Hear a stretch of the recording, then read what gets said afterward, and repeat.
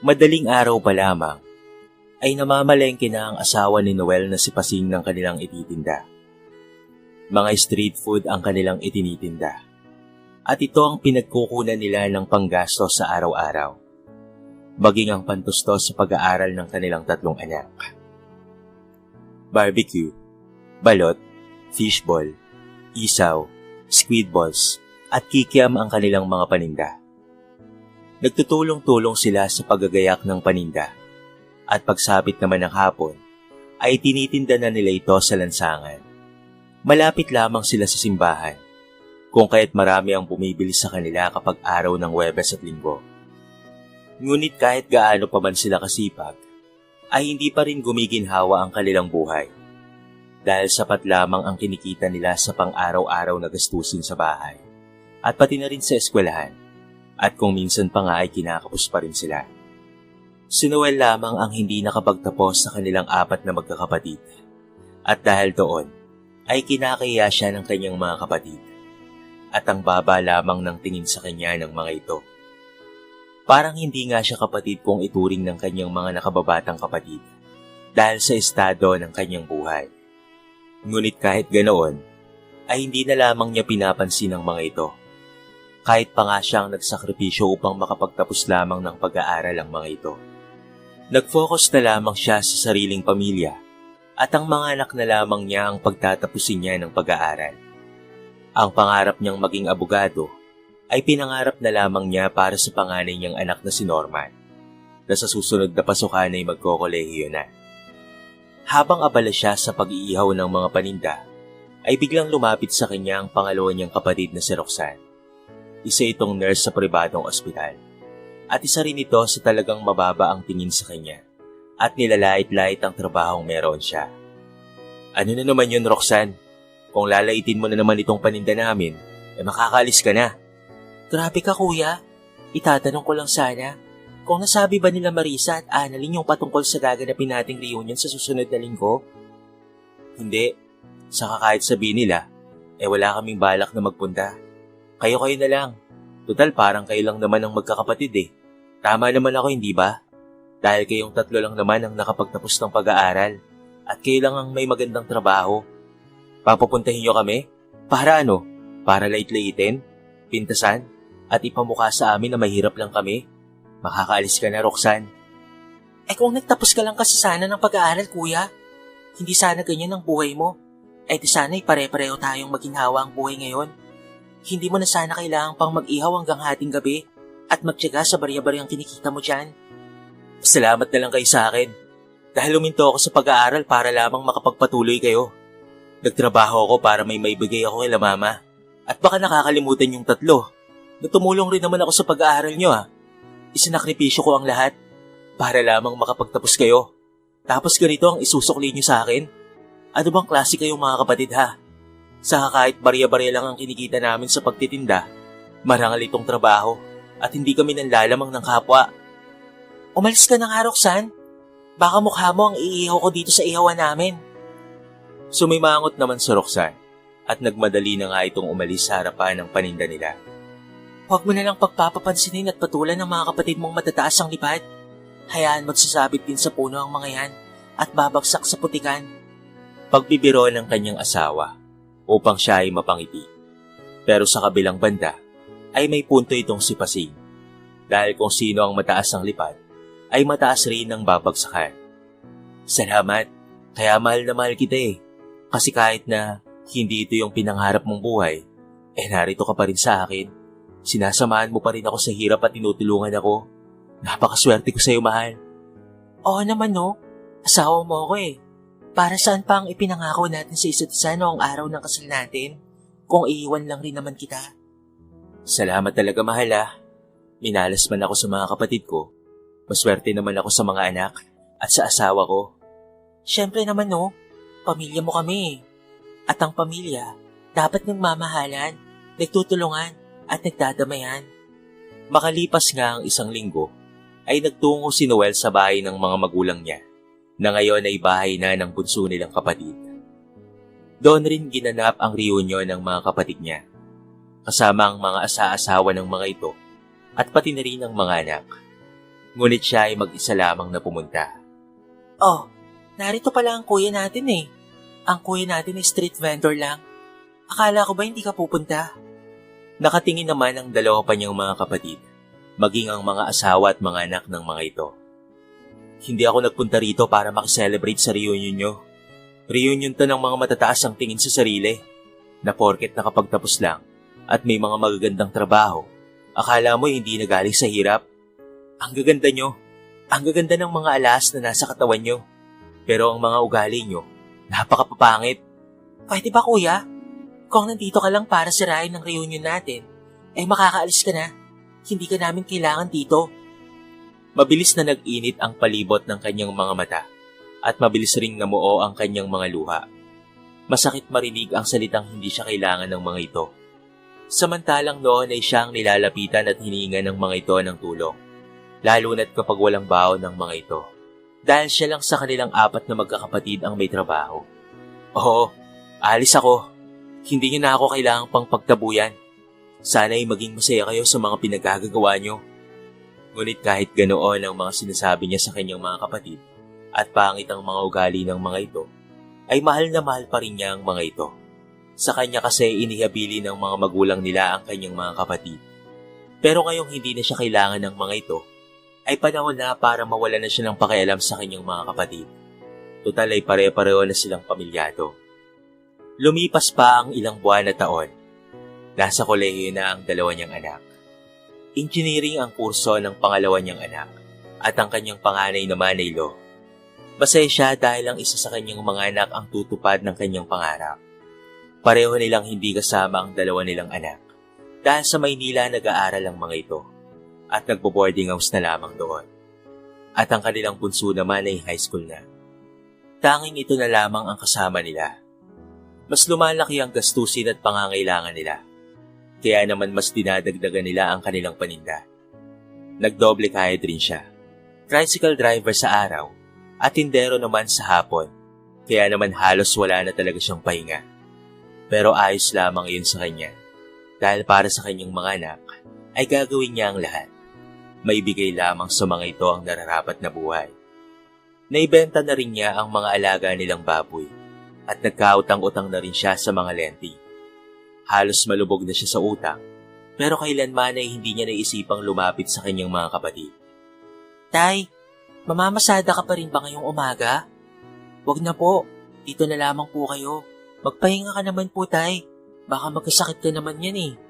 Total po ay Sabado naman po ngayon, at ako na po ang bahalang tumulong kay nanay sa paggagayak at pagtitinda. Magpahinga ka po maghapon hanggang gabi. Ayos lang ako, anak. Malaki ang pangangailangan ng Kuya Norman at Kuya Harry mo sa Maynila. Kaya walang magpapahinga hanggat hindi kayo nakakapagtapos ng pag-aaral. Huwag mo akong alalahanin, anak. Mas malakas pa nga ako sa kalabaw eh. Hanggang gabi ako mamamasada. Kaya ikaw na muna ang sumama sa nanay mo sa pagtitindahan, anak. Pero Tay, kailangan mo ring magpahinga. Kayo ni nanay. Mas magkakasakit ako kapag wala akong ginagawa. Kaya wag mo na akong pigilan pa, anak. Okay po, Tay. Ang kulit mo po talaga. Pero salamat, Tay, ha? Kasi kahit mahirap lang tayo, ay masaya naman tayo at hindi nyo kami pinapabayaan. Napakaswerte po namin nila, Kuya, dahil kayo po ang naging mga magulang namin. Masaya rin kami ng nanay nyo dahil kayo ang mga anak namin. Hayaan nyo po, Tay. Kapag nakapagtapos po kami ng pag-aaral nila, Kuya, hindi na po kayo magtatrabaho pa ni Nanay.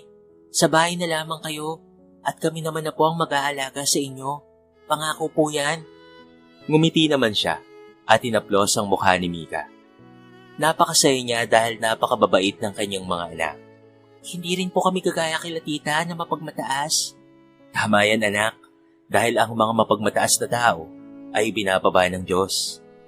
Pagkatapos nilang mag-usap, ay umalik na siya sa noon nito at nagpaalam ng mamamasada. Hanggang gabi nga siyang namasada.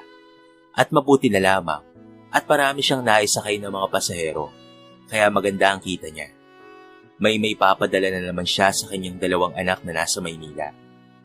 Hanggang sa maya-maya ay merong lumapit sa kanya at nang lingunin niya ito ay mabilis na nagbago ang mood niya. Oh, Kuya, tricycle driver ka naman ngayon? Ay isa, Puro rin kasi kayabangan ng pamilya mo. Alam niyo naman na hindi niyo kakayanin na magpaaral ng 2 kolehiyo. Pinagsabay niyo pa? Paano kung magkasakit ka naman ha? Paano na? Sige na, mayabang din tong mga anak mo eh. Ikaw ang mayabang, Roxanne. Hindi mayabang ang mga anak ko. Porsigido lang talaga silang mag-aral at makapagtapos.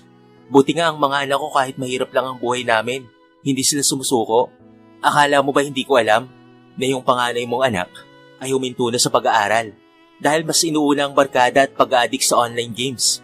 Bago mo pa kaialaman ang buhay namin ng pamilya ko, unahin mo muna ang pamilya mo.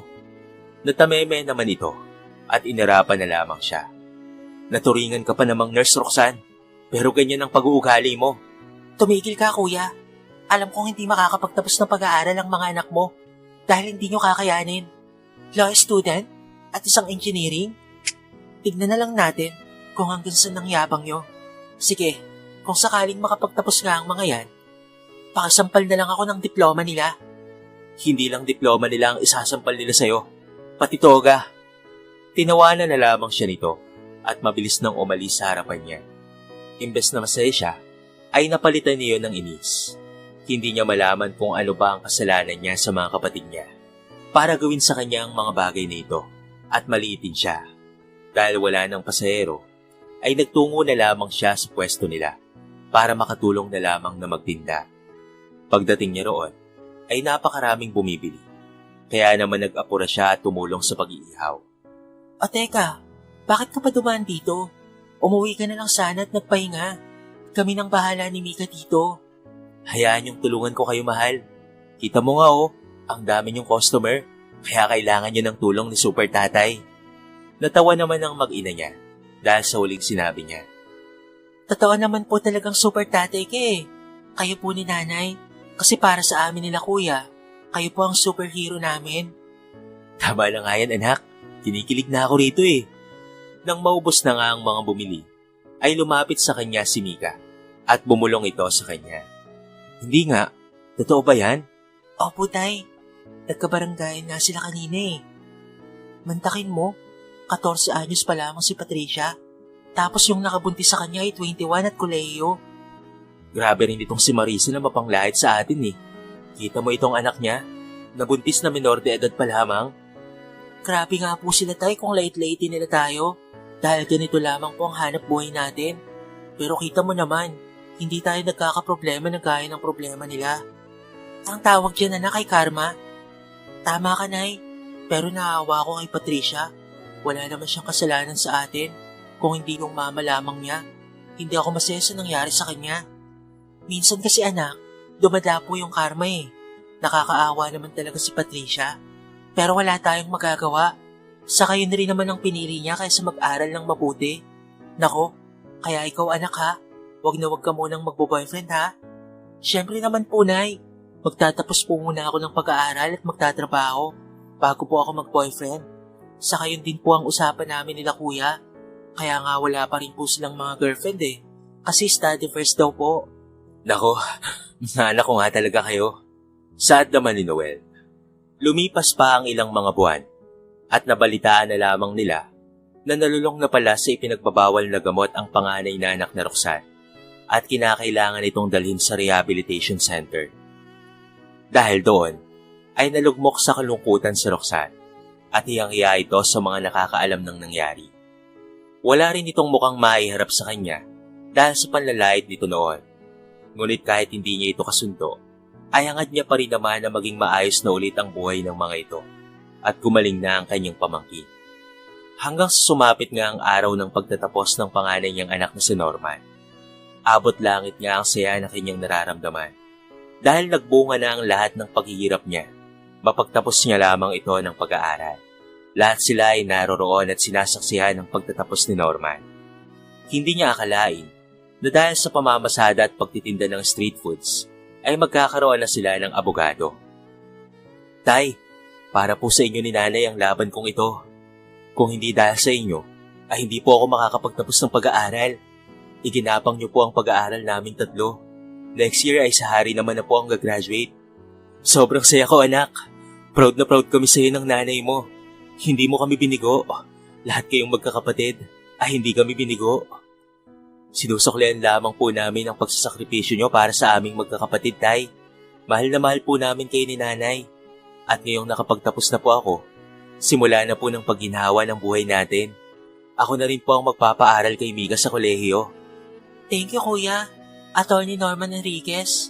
Wow, bagay na bagay ah. Attorney Norman ka agad? Pero tama ka, bunso. Bagay nga. Napangiti na lamang siya sa biruan ng mga anak niya. Sa bahay na lamang sila naghanda upang makapag-imbita rin ng kanilang mga kapitbahay. Pag-uwi nila, ay nakatanggap ng papuri si Norman sa mga kapitbahay at kaibigan nila at masayang sumalubong ang mga ito sa kanila. Napakasaya nga nila at napansin ni Noel na nakatalaw mula sa labas ng bahay nila si Roxanne. Lumabas nga siya upang puntahan ito. Oh, anong ginagawa mo riyan? Halika, pasok ka na sa loob at kumain na tayo. Teka, ikaw lang bang nariyan? Ang mga pamangkin ko hindi ba pupunta? Inihanda ko na tong mukha ko para masampal ng diploma ni Norman, Kuya. Kuya, sorry. Sorry talaga. Masyado akong naging masamang kapatid. Naging matapobre ko at wala akong ginawa kung hindi ang hamakin at malitin ang trabaho mo. Pero ikaw pa itong nakapagpatapos ng anak. Sa susunod na taon ay si Hari naman. Nakakamangha ka, Kuya. Kapatid ko talaga oh. Wala yun. Nakalipas na yun eh. Ang importante, natuto kang humingi ng tawad. Balibalik na rin man ang mundo eh, magkakapatid pa rin tayo. Isa lang ang pinagmulan natin. Tawagin mo na sila Marisa at Annalyn. Sabihin mo ay pumarito na sila. Iniimbitahan ka mo sila ni Norman. Nagulat naman siya nang bigla itong yumakap sa kanya ng maigpit at paulit-ulit na humingi ng tawad.